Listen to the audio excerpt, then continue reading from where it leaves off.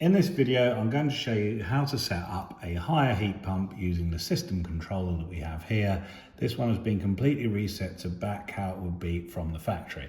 So if you take your machine straight out of the box and turn it on, the settings will not be how you want. So there's a few things we've got to do. So wake the controller up, press the 3 bars for menu, go to setting and go to installation.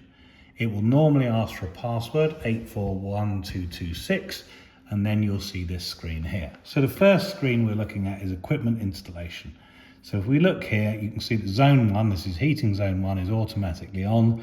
If you have more than one zone, you can turn on zone 2, etc. If you have a swimming pool, you can turn that one on, and in our case we have a hot water cylinder, so we'll need to turn this on. If you don't turn it on, the unit won't do domestic hot water. In some installations you'll have a buffer tank. If you have a buffer tank and a buffer tank sensor, turn this one to on and it will activate the buffer tank sensor. Make sure you've put the buffer tank sensor in first, otherwise you'll get a fault code. What you will see is out the box the machine comes equipped with cooling mode. This is in the UK, so we don't want cooling here, so we're going to switch cooling off just so it can't be set up by mistake. After that, there are a lot of other settings, most of which we're not going to do. So SG stands for Smart Grid, which is where you can send a run signal into the unit to make it run slower when electricity is expensive. And there's a couple of things if you're doing a hybrid or bivalent system. So that's the basics done. We don't worry about compensation.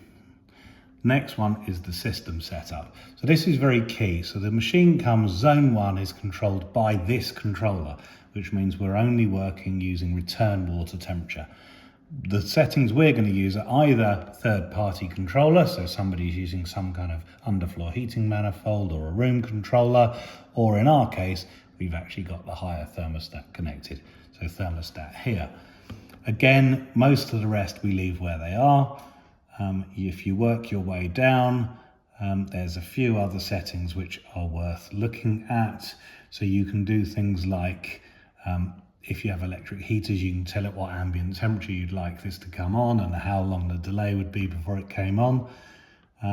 And you can set things like your hot water delta T. So if you have a -3, so if you set 60 degrees and the water drops to 57, then the tank will come back on again.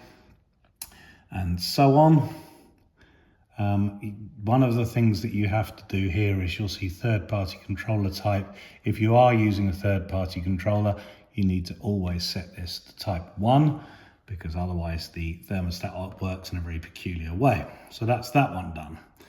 The last one, when you go to indoor, you can see here, most of this is all fine. It thinks it's got electric heaters, which we're not going to use, so you can leave that where they are. You can do all sorts of things, like you can have a constant speed pump if you like, or you can have a delta T control of the pump, which is a better way of doing it. You get better efficiency, so this is a good one to do. This one here is quite strange. So indoor unit pump duty, 0 means as fast as it can go, 100 means as slow as it can go.